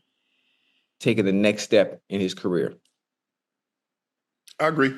I think I like Ibuka also for the simple fact, how healthy is Chris Godwin? Will Godwin be upon his return? Right. Is he going? I don't think he's on PUP, but so it's going to be interesting to see how he used, because we know Baker can throw it. You got Mr. Consistency on one side, Mike Evans, and then so Buka could really have a huge year. But I like McMillan also. Long, angular guy. What is he, like 6'3", 6'4"? Make tough contested catches. He's good run after the catch. Yeah. I mean, I think he's good. I think Matthew Golden. I mean, you look at Romeo Dobbs. You mentioned Christian Watson. You mentioned Reed. They got a lot of receivers. They don't really have a guy that, like, okay, this is the guy that you got to worry about. You kind of got to worry about them all, because at any given moment, because it might be Dobbs one week, and then it'll be Christian Watson. Watson's biggest thing is staying healthy. Hey, he can put him up and put him down. Hell, he can pick him up and put him down. But the goddamn Packers got a 4x1 team, huh? They got a 4x1 team. Dubs, Watson, Reed can fly. Golden can fly. Man, stop playing.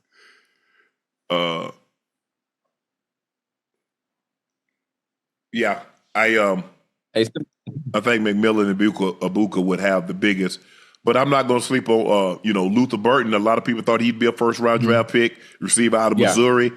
He goes to the Bears. They got DJ Moore. They got Rome Odunze. They drafted a tight end in the first round. They still have Cole Kmet. Yeah. They've upgraded their offensive line. They should be, and they got Detroit's old offensive coordinator as the head coach calling the plays. Mr. Creativity. So they should definitely be better offensively. And if they are better offensively, well,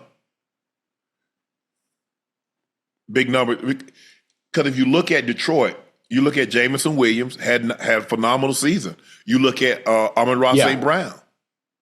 Oh, yeah. had a big season. You know what's funny? Is Amon-Ra St. Brown, he's one of the top 5 receivers, depending on how you put him in numerical order in the NFL. Well, I really don't think it didn't matter who was calling the goddamn plays, because he's so good at just route running in general. He's a polished one. You know what? I don't have to scheme you open. He's one of those where offensive coordinators and your head coach, you know what? I can sleep at night because I ain't got to worry about that one. It don't matter who we playing. I don't have to worry about him. I know what he can do. So you add what he can do in his skill set and his DNA, and then you put that with the creativity that Ben Johnson has. Shit, you get what you saw last year. You get magic. You get magic. Now, I don't know if there's anyone like that with that type of skill set similar to Amon-Ra St. Brown on the Bears, but DJ Moore is damn good. He's not that far behind. He doesn't have that short area quickness like that. No. That's not what he is. Can he play the slot? Yeah, but he's an outside the number. He and Rome Odunze is outside the number type of guys.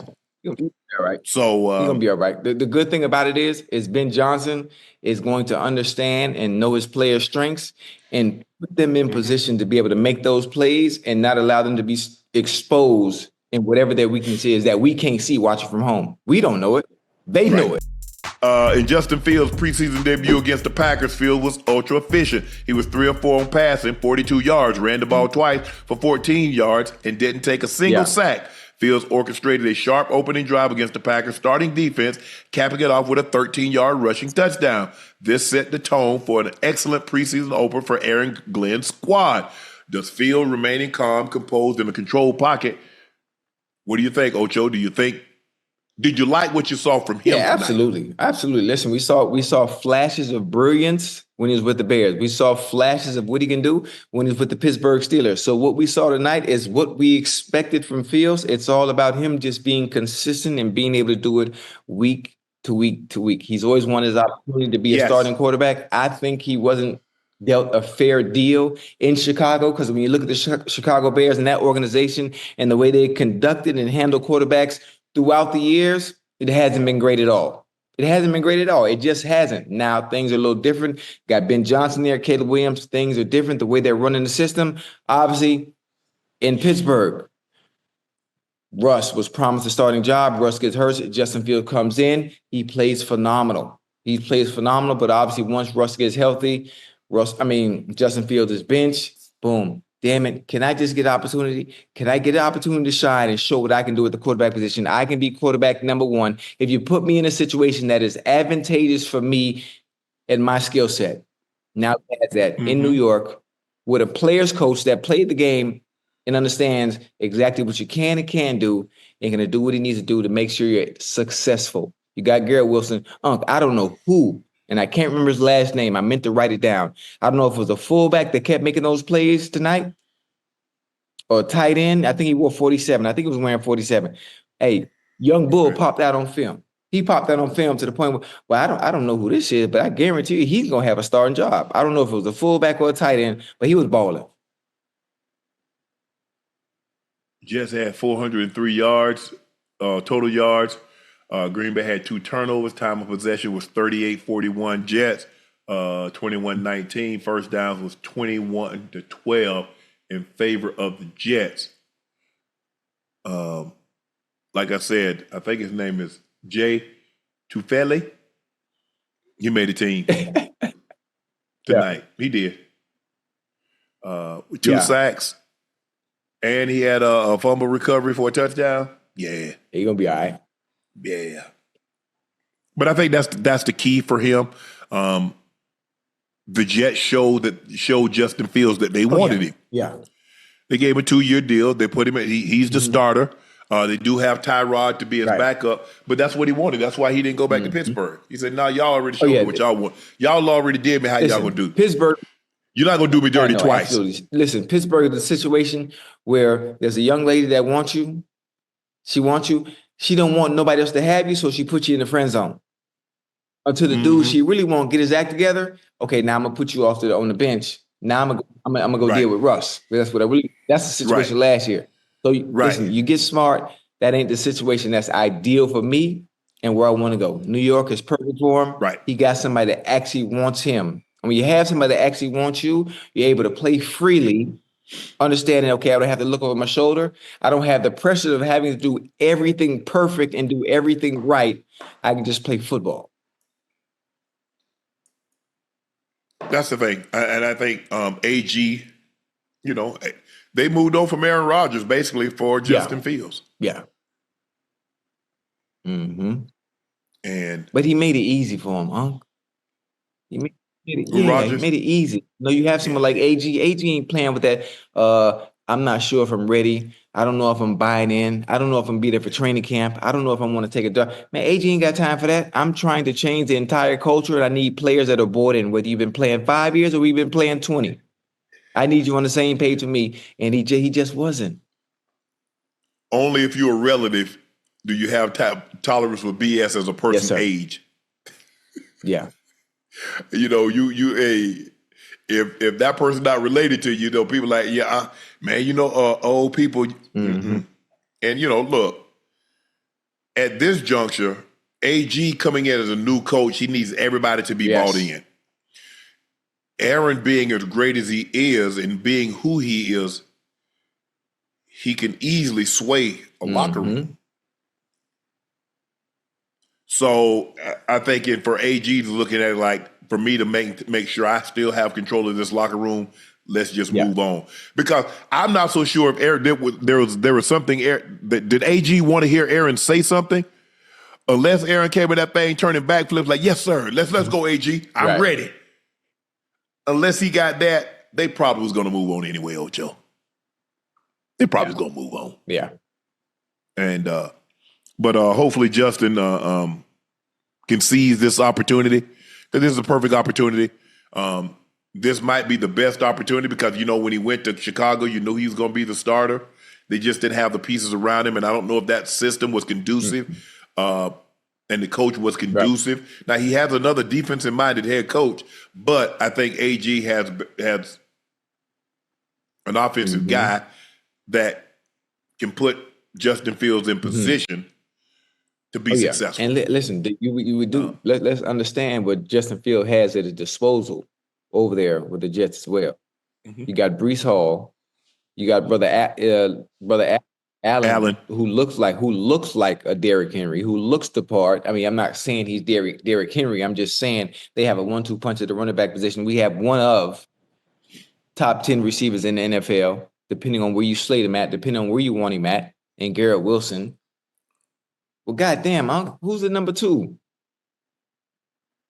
Hey, Chad, who's the number 2 at receiver, man, with the Jets? It's slipping my mind. Damn. You think? Look. Alan Lazar still there? Alan Lazar, Josh Reynolds. You remember Josh Reynolds? I think he played for the Rams. I think he was in like Tennessee. So Garrett, or was he in Detroit? I'm almost certain he was with the Rams. So hold on, they got Alan Lazard and Josh Reynolds. So that's the 2 and the 3. And Garrett Wilson, yeah. But he was trying to find out. We know Garrett Wilson that we trying to find the other receivers. But that is Josh Reynolds. He's with the Rams. I think he's with Tennessee or did I say Tennessee? Or was it Lions? Okay, yeah. He with the Broncos? Hey, you like AG? You think AG is the right fit for the Jets, Ocho? Absolutely. Listen, you need a player like that can deal with that media. Forget in-house. Yeah. Forget the football stuff. Give me somebody with a mindset and a mentality that can deal with all the bullshit and the stereotypes that come along with being the head coach in a market of that magnitude. Once you get something that's ready for that, okay, now I can work on everything else. I can work from the top on down, and AG is the right player for that. And he played in New York, so he definitely understands. Yeah, but hey, listen, one thing about it, even though he played in New York, you understand how those newspapers are. You ain't getting no cut either. We ain't giving you no break either. But if things ain't going right, we gonna hop on you too. But hey, the newspaper outlets and media outlets are ruthless. And I don't know who creates some of the headlines sometimes. Boy, they so creative. That's what they say. If you can make it in New York, you can make it anywhere. You can make it anywhere. Hey, just sitting here talking about all this quarterback play, man. It just remind me of my day, man, at Beach High, man. Remind me of my days at Beach High, man. I was one of the best in the state, huh? Huh? You hear me? I was one of the best in the state. No, you one of the best in Liberty City. No. In the state. I'm talking about in the world. I was one of the best in the world. I remember. Hey, you know what's funny? For me to play, I'm laughing. For me to have played quarterback at Miami Beach Senior High in 1996, I still remember my receivers, my number 1 and my number 2, Dwight Sturb and Richard Lucelle. That's my little Zoe. Dwight Sturb. I mean, Dwight was my homeboy. He was good, boy. Ocho, you think Joe Montana could tell you who his wide receivers were in college or in high school? Not. You only had 2 or 3, Ocho. He probably can't. But see, my 2 Dwight Stirrup and Richard Lucille, that's my Zoe. Richard Lucille, that's my Zoe. Sapa say, Richard, if you see this, hey, we was out there doing work. Listen, my running back was Tobar Wilson. Oh my goodness, boy. Tobar, you should have saw me out there. Okay, name the offensive line. Name your 5 offensive linemen at Oregon State. At Oregon State? Yeah. I played receiver. I don't know. Exactly. That's my point. I was running the offense like this.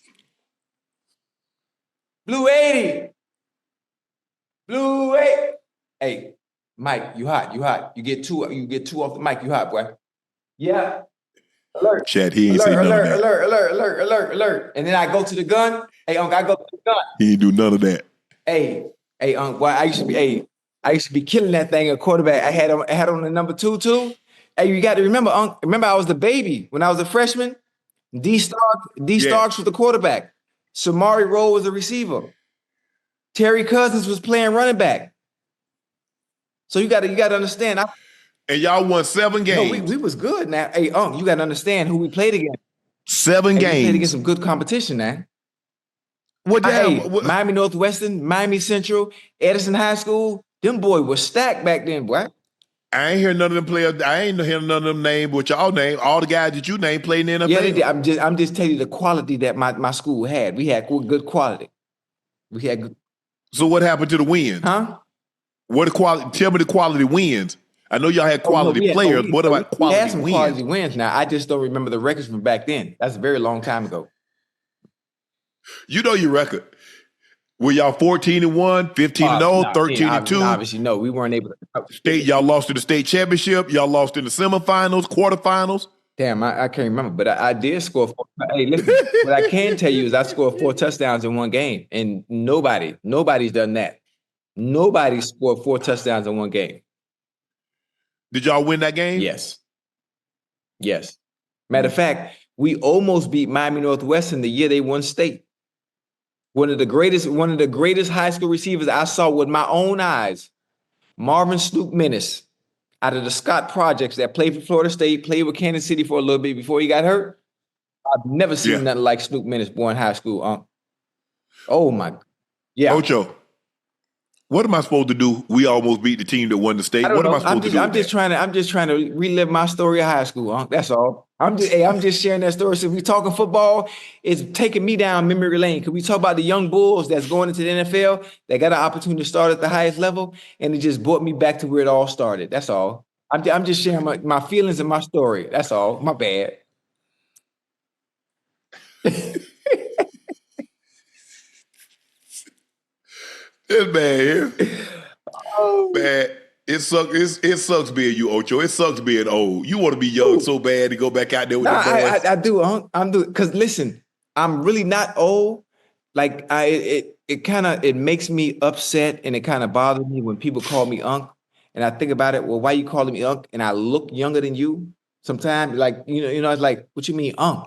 But look at me and look at you. Boy, you look 50. You look 60. Because you're drinking your life away and you're smoking and all that. But my body feel good, Unc. You hear me? I ain't never been hurt. I don't have no injuries. I take care of myself. You go back out there, you'll be hurt. You think so? I think I have the self-awareness and the IQ to be able to protect myself if given the opportunity to play at the highest level. You think so? Yeah. I might not have the speed. I still have my lateral movement. My quick. No, it ain't the same. It ain't the same. But even if it's not the same, it's still better than what's out there. No, it's not. You don't think so? Mm-mm. You done lost too much of it. Your spidey senses don't tingle anymore. Yeah. Because they ain't been on. You ain't turned them on in a long time. It's like a car. You could have the baddest car. You could have a Bugatti, pay $6 million for it. But don't let it run. Put it in your garage and don't cut it on for 12 years, 14 years, 15 years. You're right. You think it's going to crank? Yeah, it should. It should. No, it won't. and then you have to go take it to the shop, get all the fluids flushed. Oh man. You got to realize, Ocho, you haven't run like that. Yeah. Okay. Like you used to run in a very long time. You're right. I think there's a greater chance that you will hurt something than you go out there and look like your old self. Hey, but a chat on my head, boy. Hey, they so. What they say? They call me all kind of names. Chad Hurts. Chad Leaf. Yeah, hey, exactly. Chad Bledsoe. Chad DeVito. Pete Carroll was asked today about Geno Smith's obscene gesture as he defended his quarterback. He said, "Did you see the sign? Did you see what the sign said?" Next question. Well, we know what the sign said. Bigger bust, Geno or Jamarcus Russell. Was Geno and Max Crosby overreacting?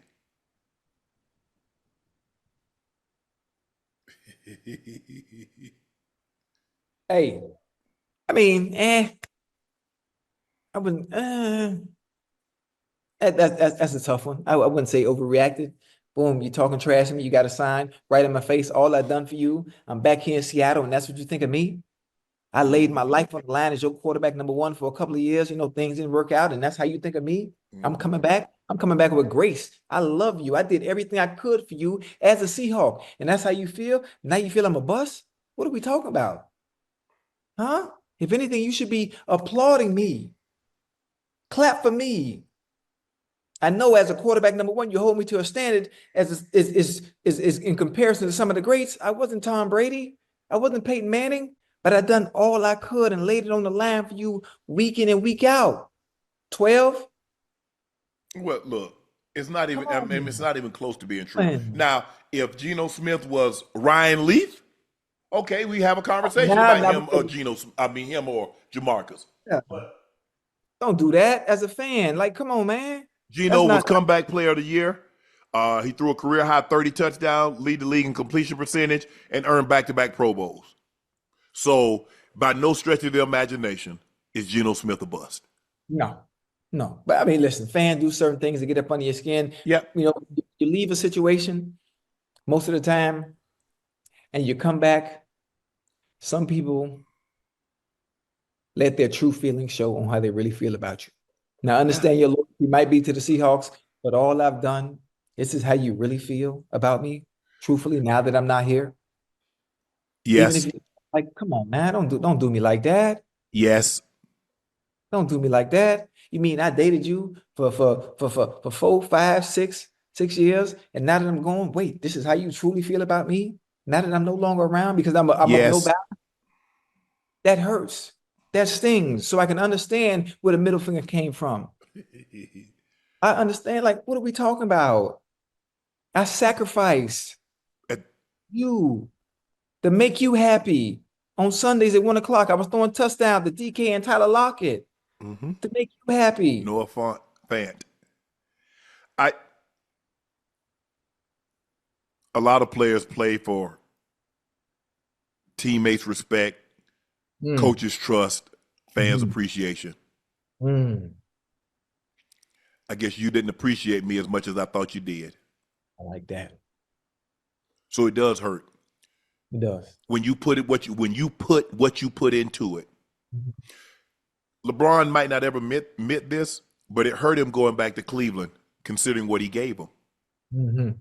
Yeah, he left. But bro, I did lay it on the line for you. I gave you 7 great years. Did all I could. And then you burn my jersey. You say all these things about. Geno's like,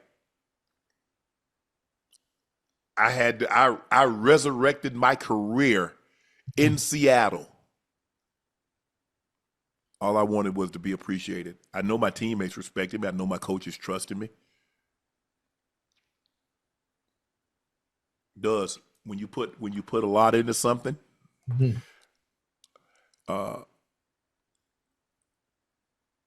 Granny used to say all the time, "Boy, I hate an ungrateful person." That irks me too. I hate ungratefulness.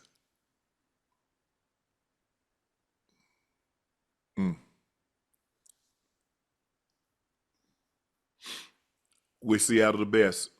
Sometimes you better be careful what you wish for. I guess you didn't like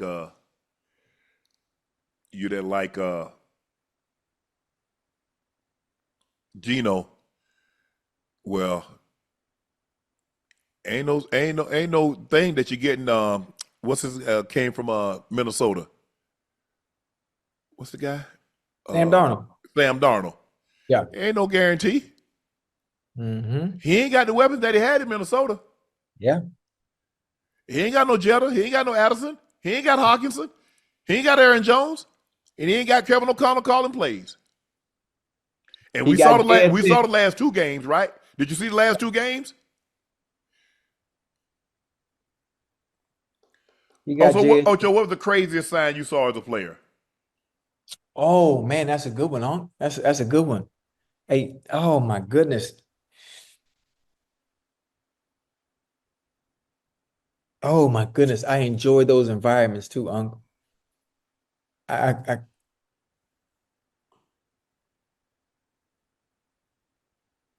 oh my goodness, the craziest sign.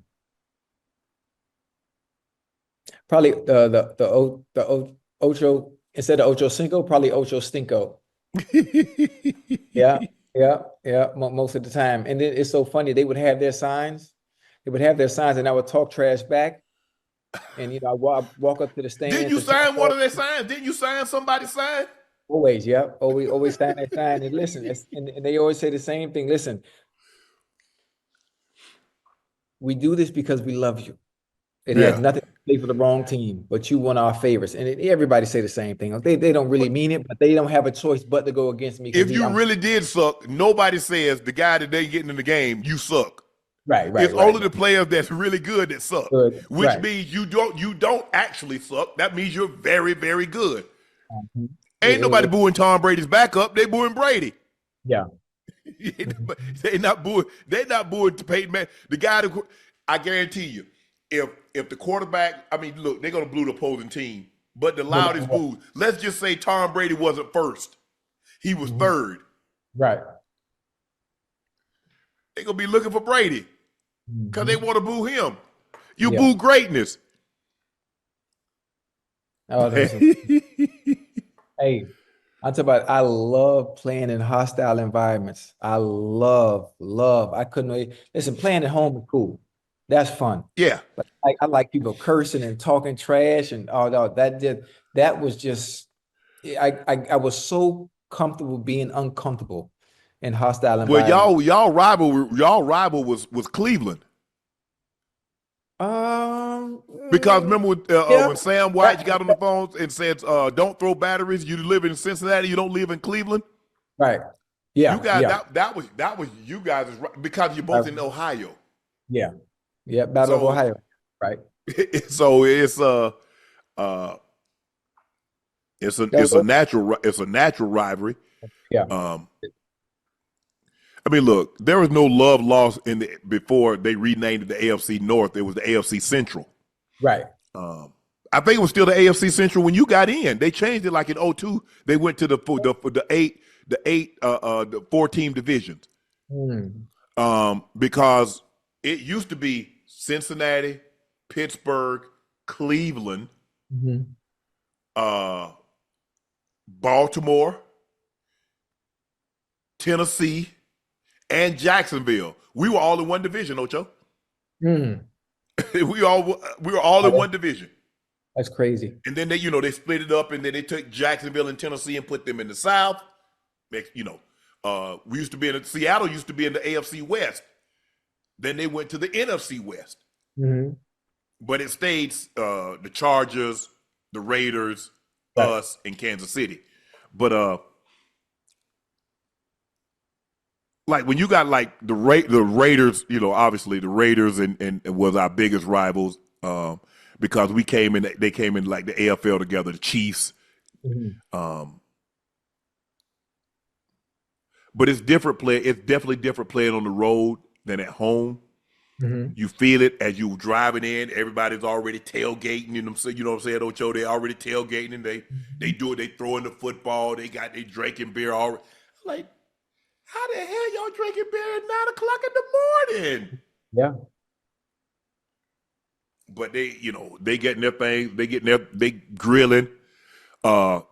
Cleveland fans, Mm-hmm. I will give them credit I love for them. as little as they've won in the Mhm. last 30 plus years. Them mofos show up. But every I ain't never. And look, I can understand time. Ocho had they Every went to the time. AFC Championship game or they went to the Super Bowl, and even if they lost, but the way they show up for their team to not win more than what they do, Yeah. I ain't seen nothing like it. Ain't I, no way Mhm. I'm gonna I go had sit out there in the cold, let Mhm. alone get up and tailgate for Right, a right, team right, that's right. going 4 and Mhm. 13, 4 and Mhm. 12. Oh no. Listen, I had a special relationship with those Cleveland fans, especially Big Dog. I'm not sure what Big Dog is at this point. Every time I do, I'm on here and we talk about Cleveland. I always curious how Big Dog is doing. Everyone that sat in that, I think that might be the north end zone, they showed such love in a hostile way. And I made Mhm. sure to show that love back, even though obviously they're the opposing fans, but I've always showed them respect. They've always showed me respect. And they understood when it was game time, Unc, when it's game time, Yeah. man, forget you. We gonna have some fun. And I remember getting permission. I think I might be the only person that's done that and been accepting of that is when I leaped in the dog pound. Remember? You remember when I Mm-hmm. jumped in the And in they the poured all dog that pound? beer on your ass. Yeah, they poured it. So I asked Big Dog before the game started. I say, listen, if I happen to score on this end, I want to jump to you. No disrespect, but let me jump to you. And he said, yeah, well, come on and do it. And long You behold, know he one person, right? yeah, Big Dog, yeah, one part, the big But man. there are more people in the pound I than him. know, I know, I know. But listen, I scored on that end, and I looked for him and I saw him. I jumped right to him. Everybody else around, man, I smelled like beer the rest of the game, And Unc. they shove your ass out the club. Let me right out the club. But listen, that was a great moment for me, man. That was a great moment for me and those Yeah, Cleveland you Browns. you you wild for that one. It was awesome. It was awesome.